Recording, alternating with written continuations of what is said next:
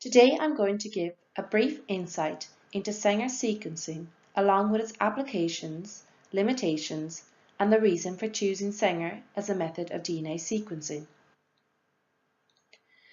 Sanger sequencing is understood to be first-generation DNA sequencing.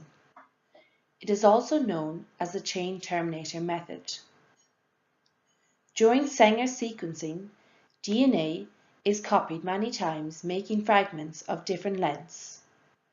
Fluorescent chain terminator nucleotides mark the end of the fragments and allow the sequence to be determined.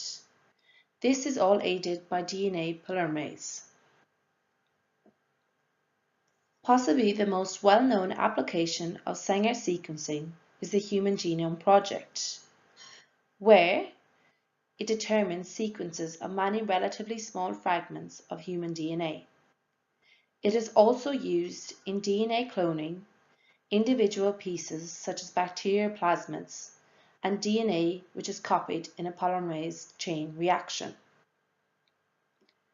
Sanger is chosen as a method of DNA sequencing as it ensures high-quality sequencing for relatively long stretches of DNA up to about 900 base pairs. It is also proven very effective on individual pieces of DNA.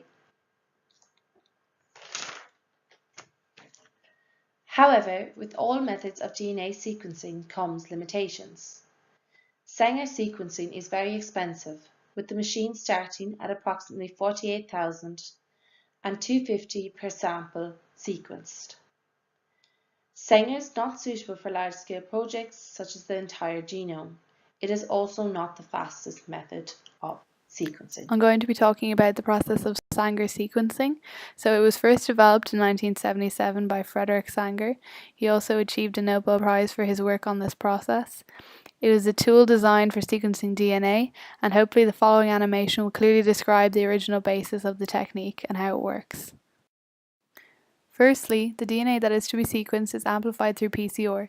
Heat is then applied to denature the DNA section and to separate the two strands of the double helix. This leaves us with a template or coding strand and a non-coding strand. We now see the primer that has been designed to affix to a specific DNA sequence of our template strand. It attaches to the strand's 3' end. Next, this template strand/primer complex is added to each of the 4 reaction vessels. Following this, DNA polymerase is also added. This polymerase will be used to anneal the deoxyribonucleotides to the template. In order to do this, volumes of all 4 DNTPs are added as well. Also included is the 4 different types of dideoxynucleotides. These are responsible for inhibiting chain elongation and for giving us sequences of varying lengths. Only one type of each DDNTP is included in each reaction vessel. To summarize, at this point, each of the reaction vessels will contain a template strand with primer annealed, DNA polymerase, DNTPs, and one type of DDNTP.